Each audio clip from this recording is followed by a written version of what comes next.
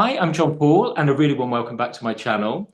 Today, I'm delighted actually to be talking about trauma some more. I have, for such a big subject, there hasn't been a lot on the channel about it. I've spoken to somebody in the past, Lula Bentz, which is mainly about her career, but talking a little bit about trauma. So I will put a link to that video up. And also, I talked about it a little bit in the context of Prince Harry at the time when he was talking about trauma generally. So I'll put that up too. But as I say, considering the amount of time it comes up with clients, there hasn't been that much about it. So I'm so pleased to be able to spend some more time on it today, and even more pleased that my guest to be able to do that with his therapist and author, Philippa Smethurst, who's actually the author of a new book, relatively recently published, this amazing book, which is going to tell us about 20 ways to break free from trauma, is I think most of the title. Philippa, thank you so much for giving your time to come on. You're so welcome. You're so welcome, John Paul. Thank you for inviting. I've just published this book, so I'm thinking and immersed in trauma kind of all the time. The first chapter of the book is called, amusingly in a way, Trauma Takes Us Over. And I tell you, having written a book for 4 years and now talking about it quite a lot of the time and thinking about it, it certainly does take you over. I'm sure, I mean, client-wise, you work mostly with trauma now then? Well, I am a trauma specialist. I've worked with a specialist trauma clinic, Hiren House, so trauma folk and some very severe trauma make their way to me. But I also think that trauma is quite broad. So in a sense, it's part of the warp and weft of life. So I think of it in quite a broad way. I'll talk about how I define it if you want, but in a way touches us all. And that's what the book says, really, you know, that it's at some point or other, we may all experience trauma. I don't want to be categorical about that. But if trauma is something that overwhelms us, takes us over, or if you like, gets under our skin and then doesn't quite shake off, so we don't ever feel we quite get over that thing, that's what trauma is.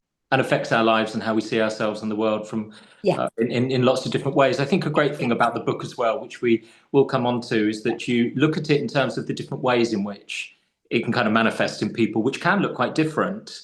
Which, you know, anger can look quite different to, if we're looking at it in that way, sort of hyperarousal can look quite different to sort of going under and depression and that very different. Roots similar, but the actual manifestation of it, I suppose. And you look at loneliness and how it affects other people. So I think that's a really great thing about the book. That was the idea, to break down this wide, complex, multifaceted subject into 20 symptoms. And of course, you know, somebody asked me in one of the talks, if you have one symptom, do you not have another? Not at all, of course, because we can go from one to another, or one might layer up on top of another. But these symptoms or these responses, like the flipping our lids, you talked about anger, or losing our cool, or the red mist, you know, in a sense, these responses are quite protective. So I think of trauma, somebody said to me, who's a clever person with words, if trauma as an anagram, if I can just give you my visual aid. Yeah. An anagram of trauma is rut. Okay. These trauma responses that we keep doing because we don't know what else to do, and their survival. So it could be flipping our lids, or it could be flopping under the radar and feeling zoned out, or it could be playing cat and mouse in our relationship. We'll come to some of them in a bit more detail, but they often are in a rut. They're all we know how to do. And what they cover up is the wound. The wound is the pain, the too much, the thing that's got under our skin. That happens to be the Greek word for wound. And trauma comes from the Greek for wound. So I love that, because it's the running around, the rut, the triggering, covering the wound. I mean, how did it come about? We'll talk some more about how the book is structured and say the kind of ways through it, actually moving through ways through it. Trauma. But the book itself, how did it all come about? So I've been working in the profession for 30 years. looking back, and it's funny, there's a kind of feeling in my early 60s now that life's almost coming full circle, but because before I trained as a therapist, as a kind of 30-year-old woman at the Metanoia Institute, if anybody knows of that, I was in China. I was in China working as a teacher, teaching English. And at that time, by chance, China went through a major thing, Tiananmen Square. Some of you may have heard of it, where the students who I was teaching, university students, were protesting against the repressive government, and some of them were mown down by tanks, famously on June the 4th, 1989. Some lost their lives. Now, not the ones that I was teaching, because I was in a different part of China, but sometimes it was their siblings, their classmates, and the whole country was locked into a kind of paroxysm of crisis. And I remember sitting with my students who were raw with grief, with despair, and the power of those raw emotions felt to me like a privilege to sit with. That was the beginning of my understanding of trauma. The other thing was the whole thing was so mad, so unpredictable, so changeable in those early days living there. When a country might be going into civil war and you're there, it feels like the whole of 2 months feels like 10 years. Time is scrambled by trauma. That's also one of the chapters of my book, the time element.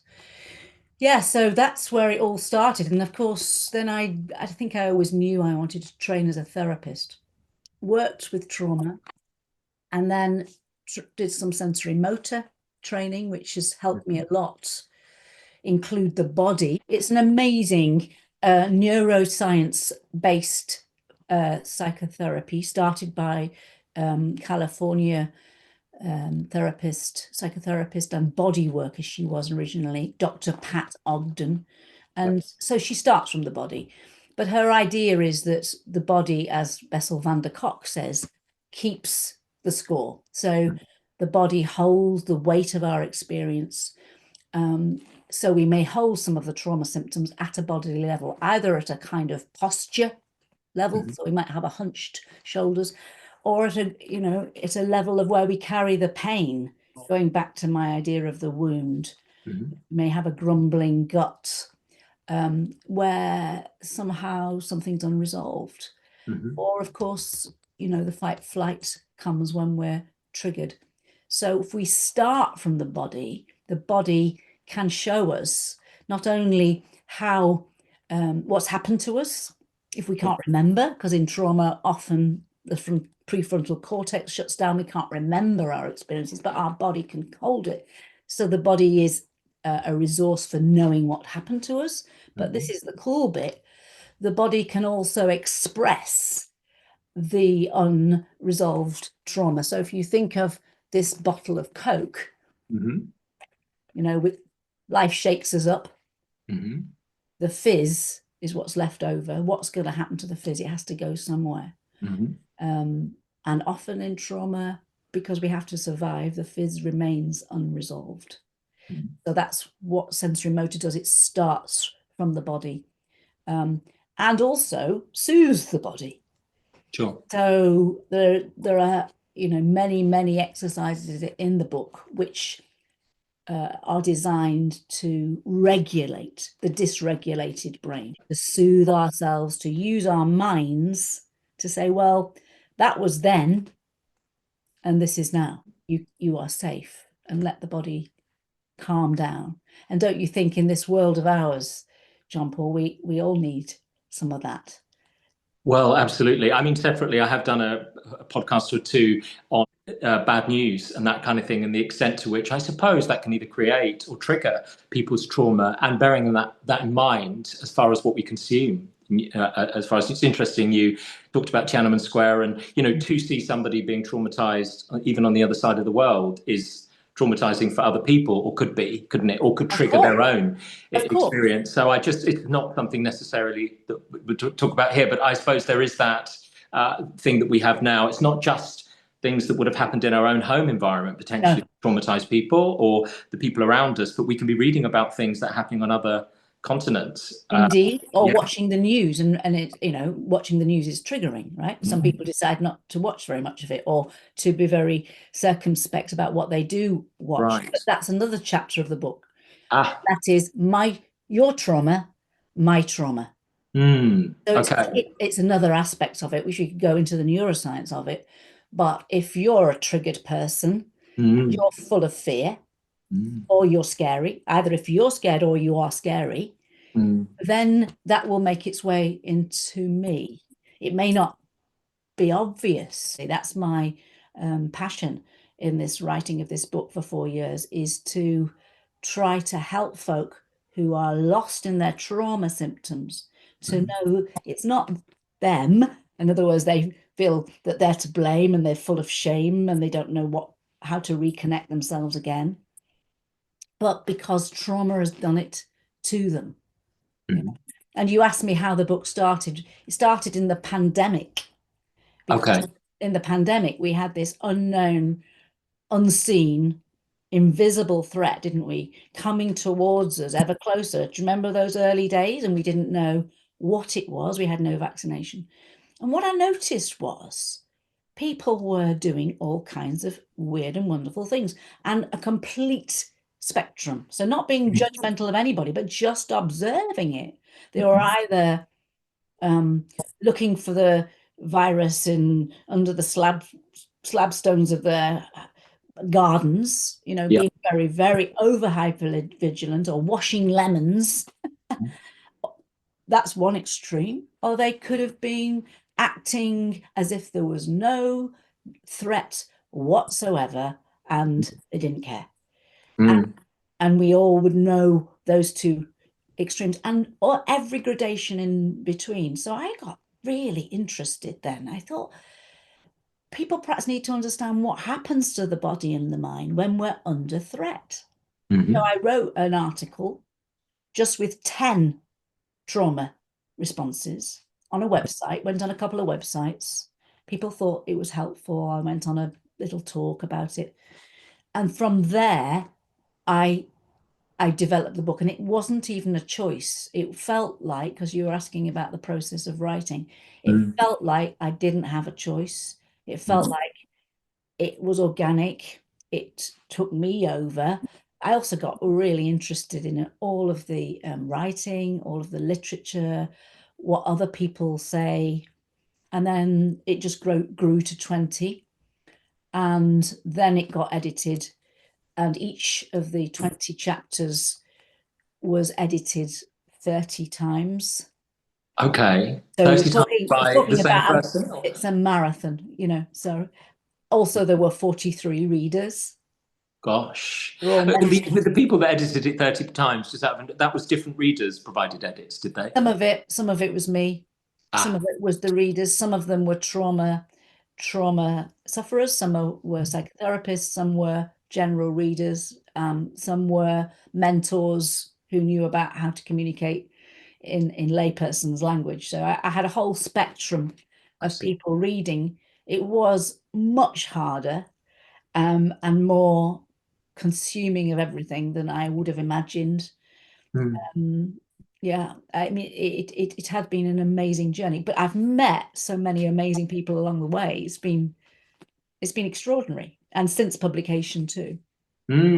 So what people that were involved in editing and that kind of yeah, and people who are involved in helping me now with promotion, and other professionals and podcasters, Yes. and in a way, I've put myself out there from being a very private person who sees their clients and does work and sees changes and believes so much in that for a long time.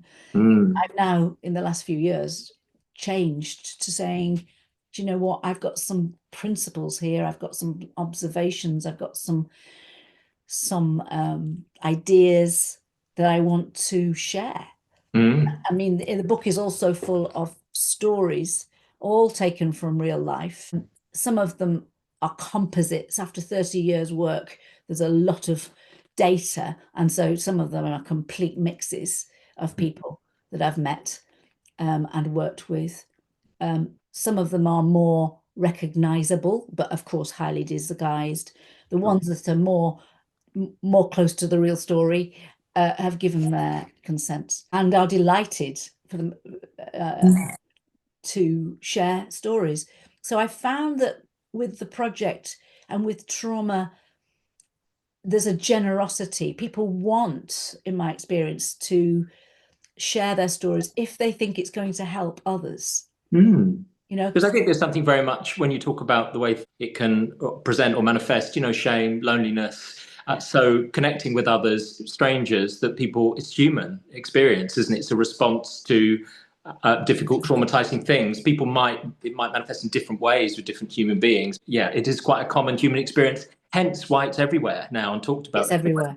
It's everywhere. Yeah. And I think we need to make it everywhere, because there are also people with severe trauma who might be diagnosed as having personality disorders. I'm not saying they don't have personality disorders, but they actually may have trauma at the heart. I've worked with many people who are falling through the cracks of the mental health profession.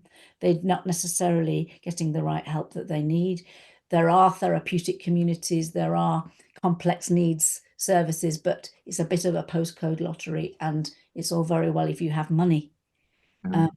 So I've spoken to quite a lot of trauma sufferers, not just developmental trauma, childhood trauma, but also incident trauma. I've spoken to people who've been taken hostage and things like that, who've had a terrible journey because they nearly died and they have terrible PTSD.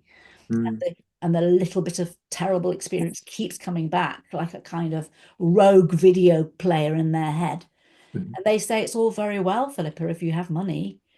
My company, did pay for, and I had EMDR and I had CBT and I had sensory motor, and I'm doing okay.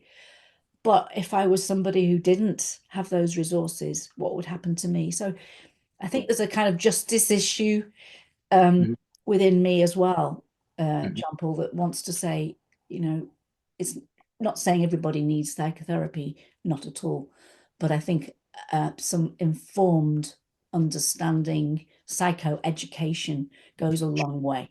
And I think in your book, I mean, an amount of it is about self-help as well, isn't it?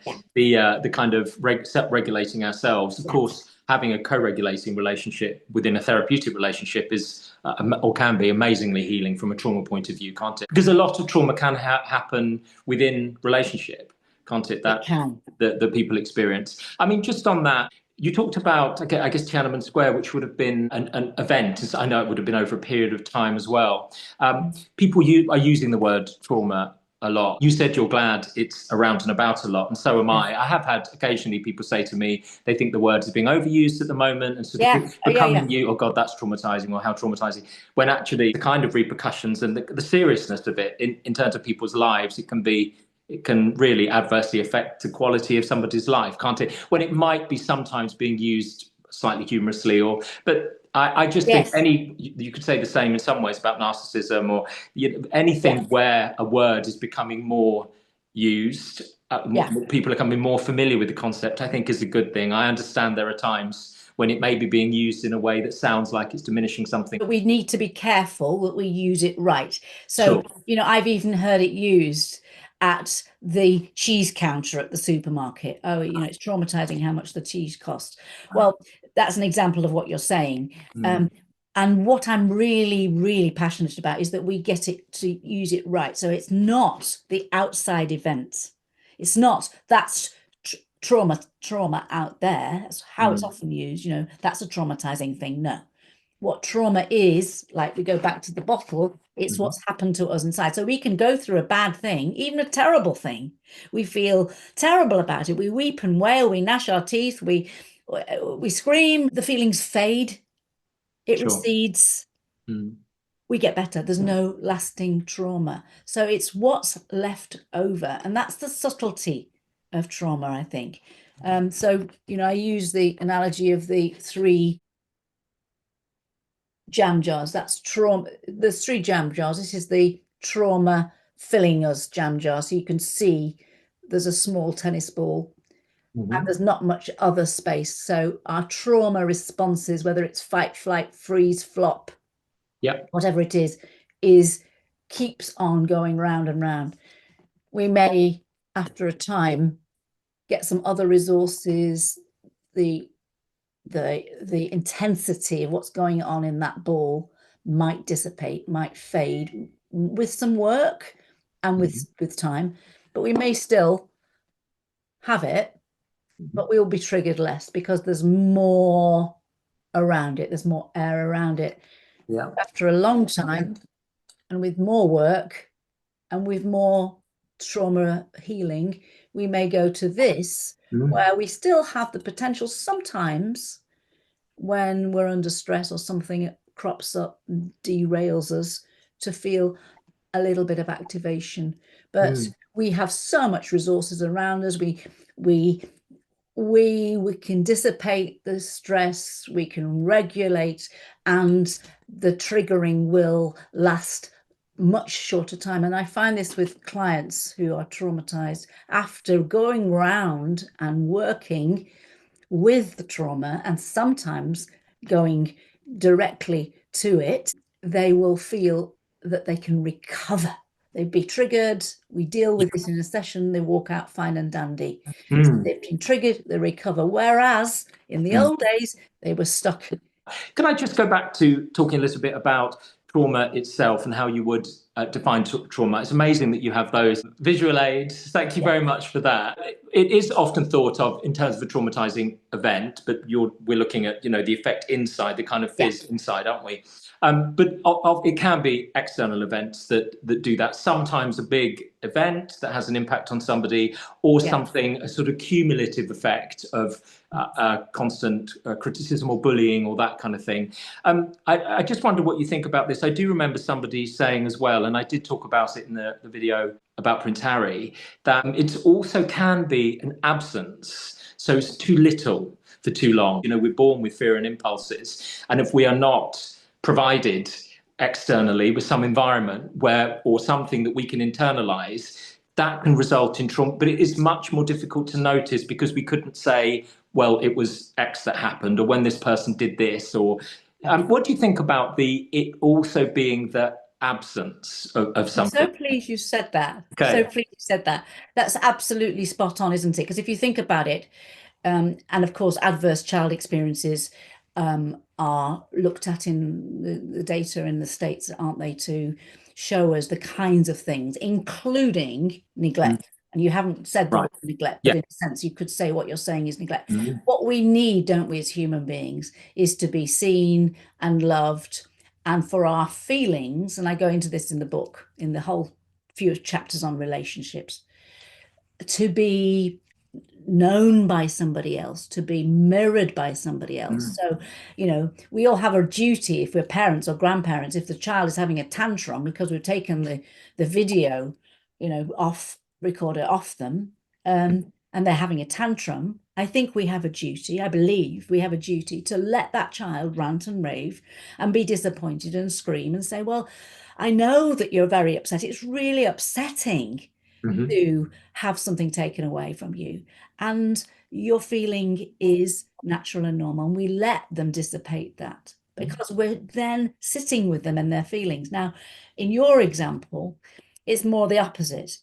There's nobody there, so you've got the feelings, but there's nobody to mirror you, to be with you, to let you know that your feelings are natural and normal, and not only that, should be felt. So what do you do? If you've not had anybody, if you've had the absence, you send those feelings down into a chasm inside of you.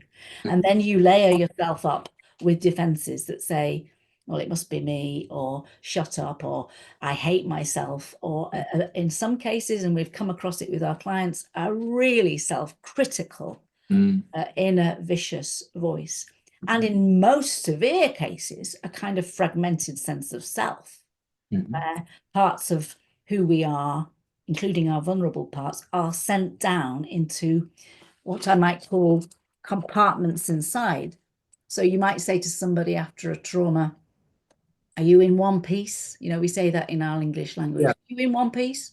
No, they're not. They're fragmented.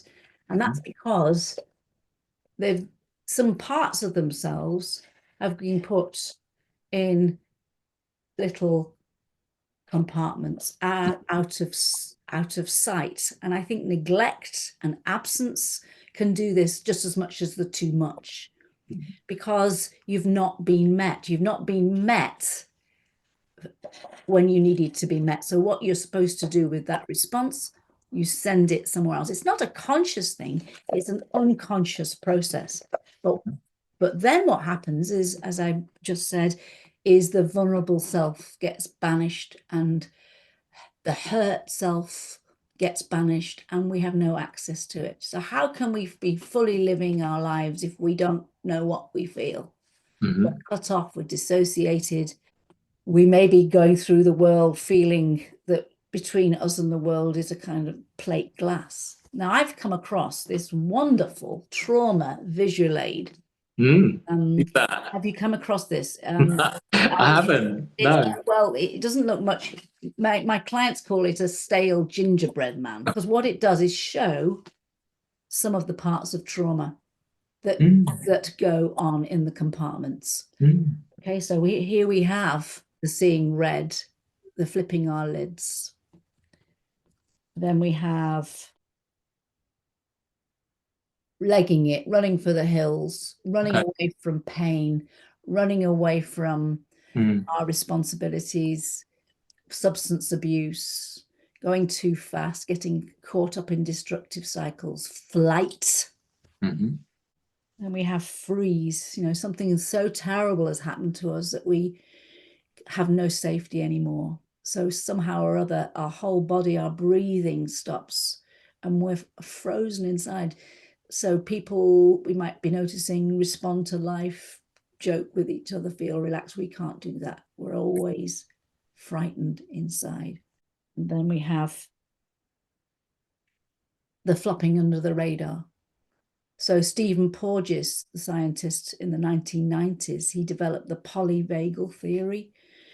So even as late as the 1990s, it was now discovered that the vagus nerve kicks in, like it does in mammals. We're mammals too, under extremis, so that when we're maybe very, very much under threat, rather than fight our adversary, we can't. The body cuts in and we flop down, and it's actually our body is trying to save us, because it could be that will save us if we don't fight.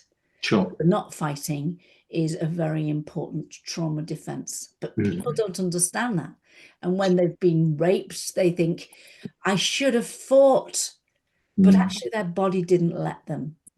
Really important part of trauma science research. This is given to this gift. And then lastly, and this is the bit that gets so missed, is the vulnerable self.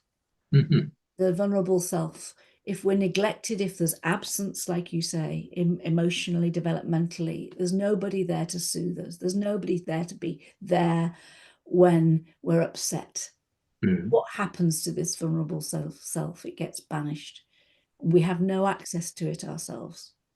So a lot of my work with traumatized folk is to try to find the way into this part. But it can be that's very, very difficult, very blocked, because of all those other defenses that we spoke about. And sometimes, and this is, I don't know if you've come across this clinically ever, John Paul, but sometimes people can only connect with vulnerability by seeing it outside first. So I've worked with folk who say, oh, I can see it in the rescue dog on the telly. Well, I say, watch the rescue dog on the telly. If you feel like weeping, weep. If you feel like weeping in a film, weep, because actually that's the representation of you. Sure. And the more you can do that, the more we can maybe, over time, find access, little one inside. You might like those words. Some clients don't like the child inside. They're too much into fight. Or they might prefer the idea of a vulnerable part. Determine which language we use.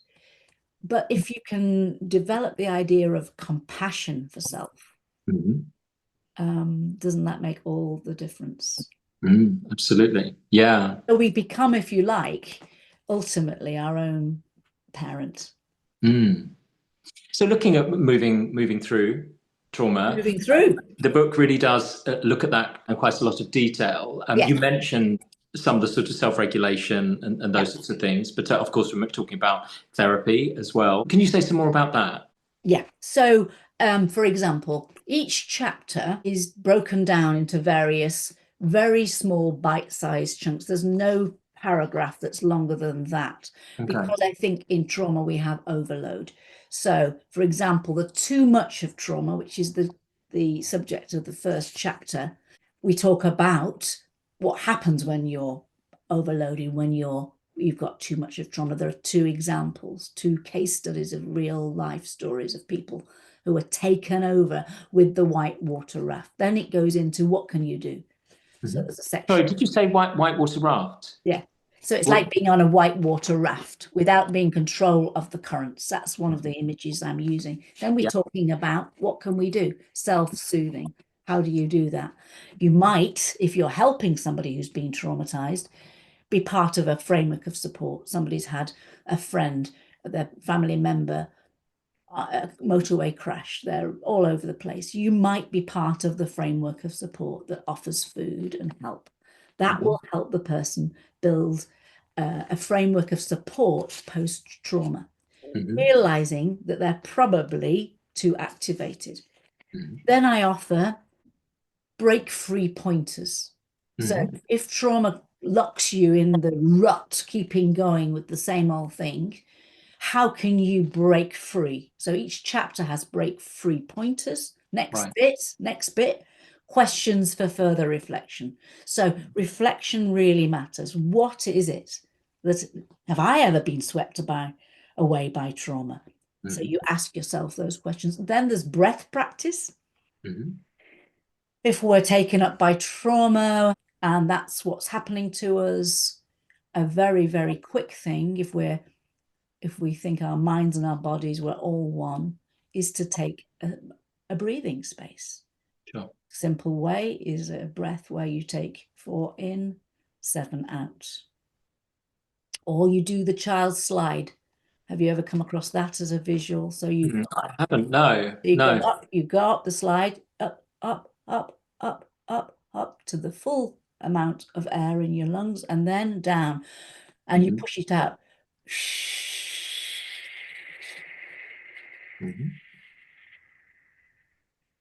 And you go a little bit further than you normally would. If you do that a couple of times, your vagus nerve will kick in and you start to soothe your nervous system. It can be as quick as that. Sure. And then the last bit of the first chapter is surrender to gravity exercise. If trauma takes us up, the antidote is to come down. So imagine, I can take us through the exercise if we had time, but imagining that our bodies are lying on the ground or in a chair, but the imprint of our bodies is making an imprint in sand, in warm sand. I've never met anybody who doesn't like that. Sure. Yeah. And the last thing is a poem, and the poem is like a footnote. I've developed, having a very busy practice for a very long time, a way of, after a session, writing, I say a poem, it's just stream of consciousness that, if you like, are a flash of words in passing that I offer back to the client. And sometimes they like to know those words because they find it hard, especially if they've been traumatized, to connect up with their own feeling words. So if I offer some of their words and some of my words, it gets things moving. Also, I'm a very big supporter of supporting clients to write and to journal.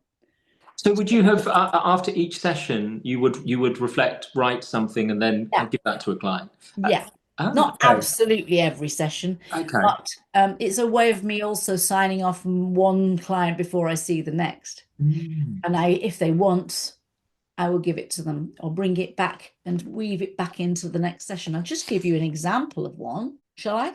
Yeah, absolutely. Because it's also for yourself, is it? It's kind of a It's for reflection both for of us. yourself on this. Yeah. It's for both of us. Interesting. Because I Yeah. think that therapy and life and relationships generally are a figure of eight. You know, what you say to me comes towards me, it comes into me, it changes me. I Sure. have a response to that. Mm. That response is my, you could say, my countertransference, but it's also something that maybe if I share with you will come back into you. It's a figure of eight. So it's a co-created thing, relationship. And also these poems are part of, if you like, the dissipation of the charge, finding words. You know, if we've been fragmented, we can hardly breathe, let alone speak. And if we do speak, it comes out all piecemeal, doesn't it? It doesn't Yep. flow. So in a way, it's just a way of finding some flow again. Yeah, so please do read one out. Okay, Yeah. I'll read a couple that are different in illustrating different facets of trauma. So chapter 1, trauma takes us over. That's the whitewater raft, like I said. Too much inside. Frightened, jumping this way, that way.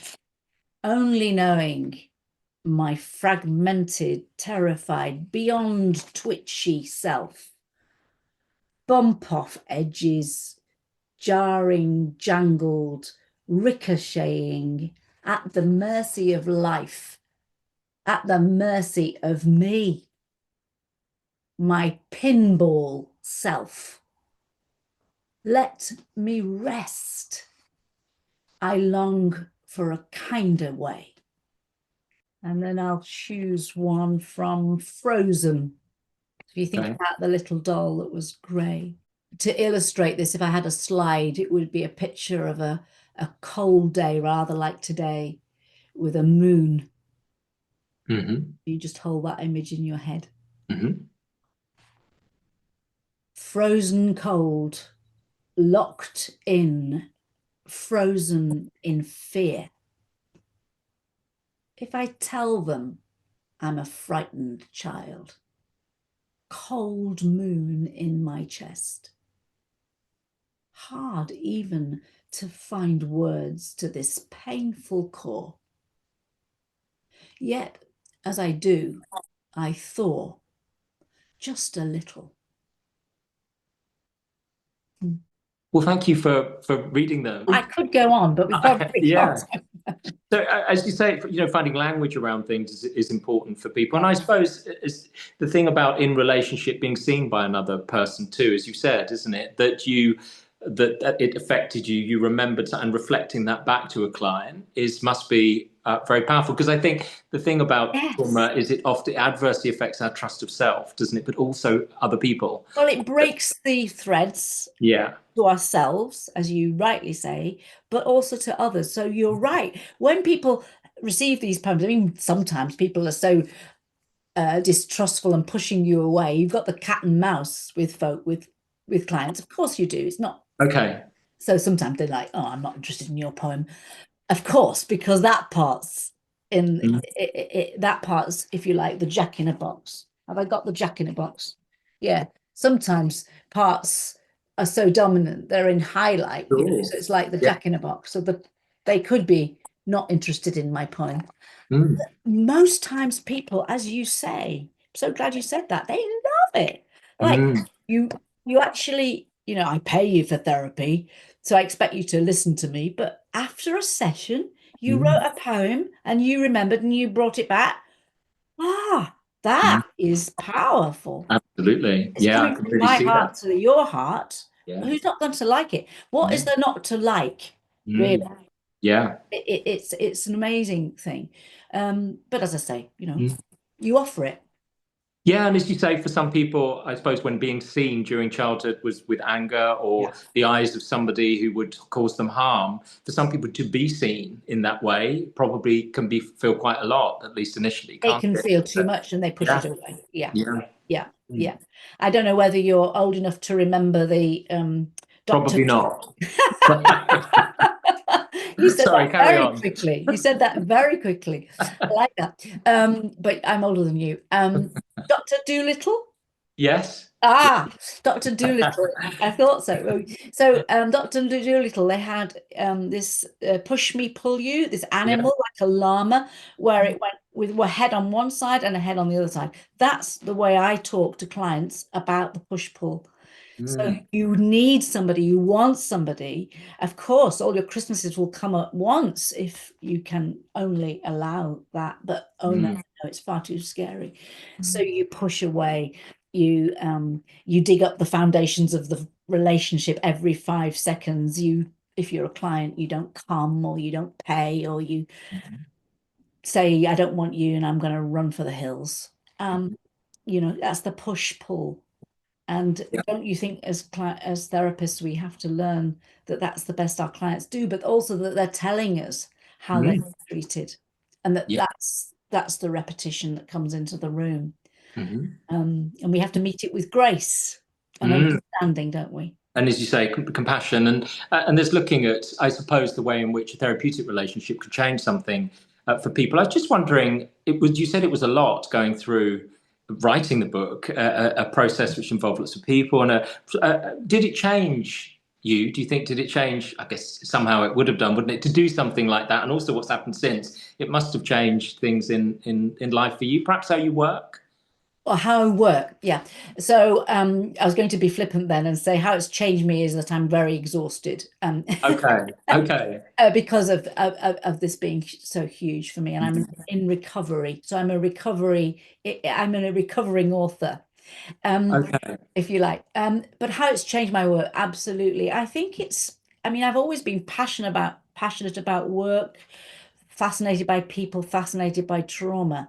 But I think it's ignited a bit of even more interest in parts work. So Yeah. that's the bit where I showed you the dolls, and also to offer folk the idea that if we are to heal, we also need to develop a healthy relationship with ourselves. So you will have had experience of clients who come in and they think coming to talk to you will do it, and it won't. In a sense, what you're doing is opening something up to illuminate how they are with them. I think that relationship with themselves that goes through sessions in between is something that I suppose I step up even more. How do you treat yourself after the session?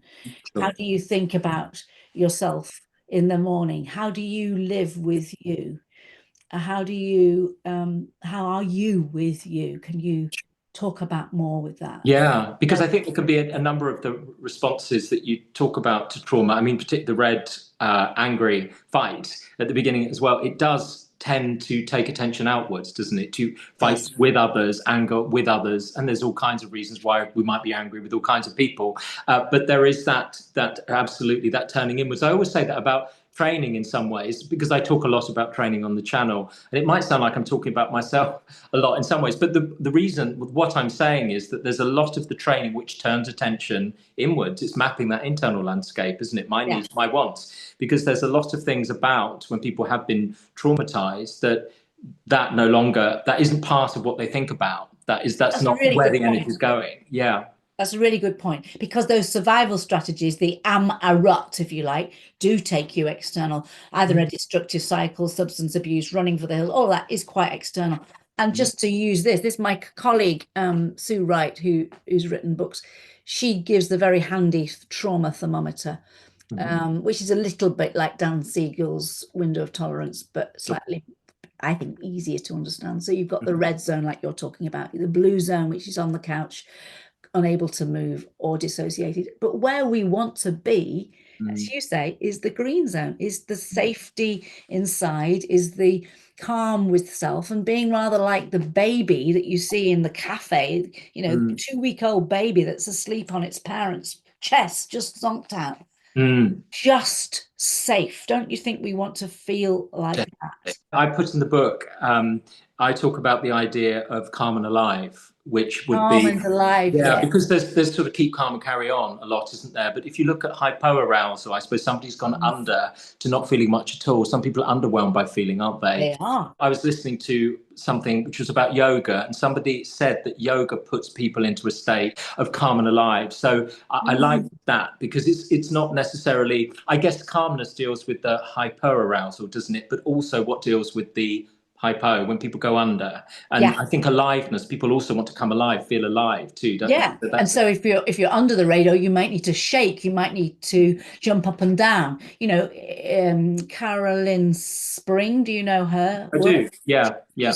She's fab. She talks about the primitive peoples who, were their compound was attacked by bears, and then they have a trauma, they nearly die, and then they put fences up and they make sure they're safe, and then they sit in circles and they weep and wail, and they deal with their overwhelm. And then Mm, what they do is they go out and look for berries and they walk. mm, And there are many examples in this world of people who post trauma. You think of Taylor Rayner Wynn, who wrote that book about walking the coastal path. It's all about her husband and her having had a terrible losing their farm, nearly dying. They mm, walk the coastal path. It's a pilgrimage. It's mm, a way of, just for its own sake, getting the body moving. So even if you don't know why, just mm, carrying on. And I think sure. that's much what post-traumatic growth is about. And the Mm, whole of the last chapter is called post-traumatic growth. And mm, I'm really passionate about this because mm, resilience means finding, what you did before the trauma and reconnecting with that. And mm, that's good. But I think post-traumatic growth takes us to a new level. So there are things that people say, having had a terrible experience, you lose your son or your daughter or something awful happens to you, then life can feel shattered, fragmented, over. mm, But somehow or other, what you might find, or ultimately find, is a purpose, a new joy, a wish to make a difference. Now, Terry Waite, who did the foreword for the book, yeah, I saw that. Yeah, who's become, really important to me. I only, didn't know him before, contacted him, and he's been an amazing supporter of the project. great. And he likes mental health books that are quite simple. So he likes the simplicity of mine. But he says that after his trauma, where he was 5 years, chained to a radiator in solitary confinement, thinking every day that the guard was going to kill him when they came into the room, after Mm, that terrible experience, yes, he had a lot of recovery to do and he had to withdraw and write his book. But after that, he said, in a way, he became less fearful. It sounds like a paradox, but he said before he was held hostage, he used to be frightened about, am I going to be able to pay the mortgage, and frightened by this, kind of living a small life. sure. And what he then decided to do, and it's such a testament to him that he has, Mm, is live a big life. He said, I just need to go and help folk, mm, to say this is important. He started 3 charities. He pushes on mm, towards a sense of purpose, meaning, purpose, and like knowing, because you've nearly lost life or known the darkest experiences, what mm, life is. It's precious, mm, and I think you have an extra sense of that precious sense. It's like gold. It's like the Japanese kintsugi jar that's broken and you think it's shattered into pieces, but when you put it back together, it's held together with melted gold, with molten gold, and that gold makes the thing more beautiful. And mm. that's an art form, and I leave that at the end of the book as an image for what we can do Ah. post trauma, our own scaffolding of gold. Yeah, and that thing, your gold is in your wound in some ways, isn't it? There is that process of, I also say generally, I remember somebody saying about earned love as well. You know, some people come into very well loved environments, but that process, which perhaps, you know, a lot of people that watch this will be going through therapy training or having therapy, that process of, I say earning might be a funny way to say it, but working towards a place where we might feel more connected and working through somebody's wound. When you get to the point, if it's ever done, if you know what I mean, it's an amazing experience, isn't it? Because you're coming into your own, and you know, without going into our own histories, so many of us are also the wounded healers, aren't we? Sure. And I wouldn't, you know, wouldn't be me if I hadn't got my wounds that Sure. that I come into the work with. And Janina Fisher, who speaks to thousands of trainee psychotherapists, says, is there anybody here when she's talking to like 200 therapists, is there anybody in this room who's not had trauma? Put your hand up, like one person does. So yeah, we are the wounded healers. And don't we know that when we found our purpose, we found our center, and it's not perfect because sometimes we get re-triggered and get caught up and lose our balance. And maybe I've also done a bit of that with this book, slightly taking me over, to be honest with you, which I don't mind saying. Well, I mean, what a thing to integrate, I suppose, as far as, you know, everything that's involved. And because also, just to A say, I mean, lot to integrate. Thank you for that. yeah, not that much time Thank you. to That's speak. very empathic of you. But well, I mean, I self-published a book actually, which was a kind of self-help book, and I do remember at the time it was a very different thing to do, is to write a book. You know, when I first wrote it, I did have an editor to edit a couple of things, and I was all kind of wondering and curious. And she said, "No, you're writing a self-help book. You need to say you, and this is a suggestion, and this is." It was a very different energy. And then, of course, it was only her reading that. Suddenly, it goes onto Amazon, and all of these people are reading something and can give an opinion. I did notice somebody on LinkedIn today, she put her book out and was saying that somebody had given it a not great review, and why would somebody do that, etc. So what I mean is there's a lot. There's a lot to it. Is a lot to it, isn't it? A lot of different parts of self required, a lot of different skills, qualities, things coming in, messages. How do you keep hold of yourself? It's overwhelming. And I think that's what I was hinting at earlier when I said, you know, I used to just go and do my work and be quite happy with the one-to-one and do my bit. And that's my vocation. That's my joy. I love it. Yeah. And it's still the main thing I do. But this has taken me into a whole different ball. And I have some recovery time now. And I need to be careful how many podcasts I go on. Although I love it. Yes. It also, I need to be thinking about other things. I need to be putting, you know, more air around Totally. me. You know, I need to go and do some gardening and my music, which I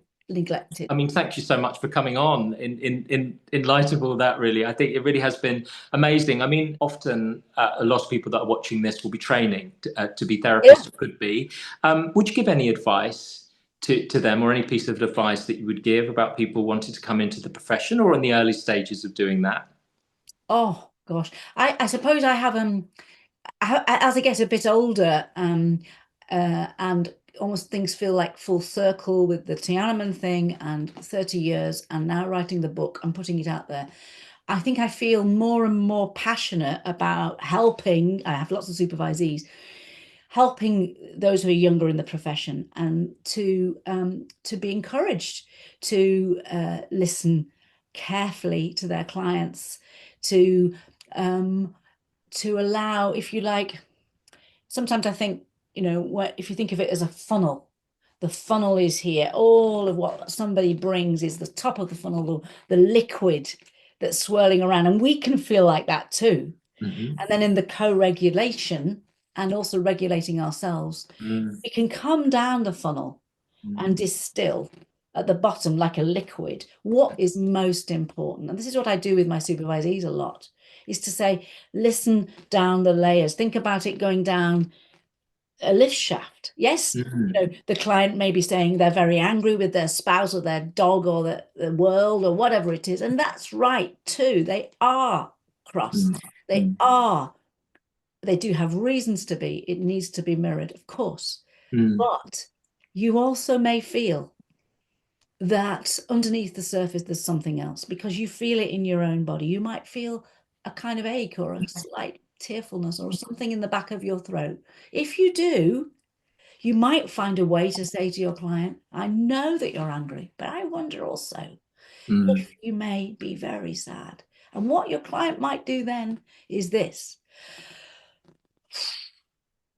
And I've seen it a lot of times. Shoulders go back, going down. There's a little tear in the eye and a sigh. I may be going on Mel Robbins' podcast. You know Mel Robbins?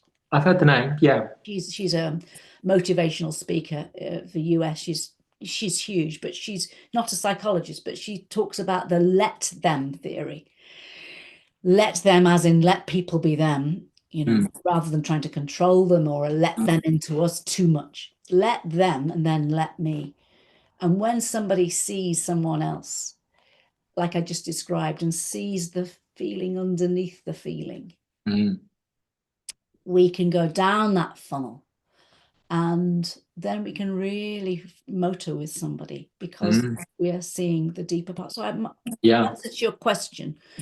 I think just to encourage anybody who's coming into the profession to listen down the layers, to imagine that people are many parts, and to give warm, expansive, generous understanding just to them, but also to ourselves, and to put as much air around the tennis ball for ourselves as possible. The more we can regulate, look after, be in our green zone ourselves, the more we can do that for someone else. We can't get further with somebody as far as we've gone with ourselves. Absolutely. It's a wonderful profession. Yes, I agree with you. I agree with you. I agree with you. Just in terms, you're very visual. You use quite a lot of visual things. Yeah, I do. Yeah. Yeah. I do, and I do those with clients. Yeah. And I often write things. I don't know if you do. I have a clipboard. I write things and then give the person the words that I've written. Not just the poems, they come later, but just a few sentences, because I think what's inside is so helpful to see it visually. Yeah, and it's something that people can really remember, and some people really, and take it away and think about absolutely, they'll remember that image. One last question, Philippa, just to say, more generally in life, through all of the experience you've had, all the amazing experiences, and a piece of life advice, what would you say? Life advice. Yeah, I know it's a big question. Okay, wow, that's you asked some great questions, don't you? I'm usually the one asking these questions, so it's great. It's again. Life advice. I think I say, find your voice, be yourself. If we find our voice and be ourselves, I mean, that's a complicated thing, but don't you think that that's a wonderful thing? Absolutely. I think I found for myself, I was probably quite a shy little girl and rather frightened as a young woman. And I feel like I'm no longer like that. I found my voice, and it's often through meeting with others and this work. So, and also the writing the book. So find your voice, be yourself. That's my best shot. It's a great shot. Well, thank you so much. I mean, that's been amazing, so helpful. I will below post any links that you want to put below in terms of social media. I know you have a YouTube channel. I don't know if you're still putting videos up on that, but we'll put details to that. Of course, link to the book. And thanks again. It's been really lovely to have you on. You're so welcome. I'll also give you the social media links and the links to my newsletter, because if anybody wants to follow the newsletter, it's like one newsletter a month that goes into your inbox that has some psychological ideas, links to trauma. It's just an idea. Yeah, fantastic. We'll do that too. You're very kind. Well, thanks again. And I really enjoyed it, good luck actually. with the book. Brilliant. Really enjoyed the conversation. It was really life-giving. Thank you. Oh, great. It's good. It's good to hear. Yeah, and good luck with the book and everything. And we'll speak soon, hopefully. All right. Okay. Bye.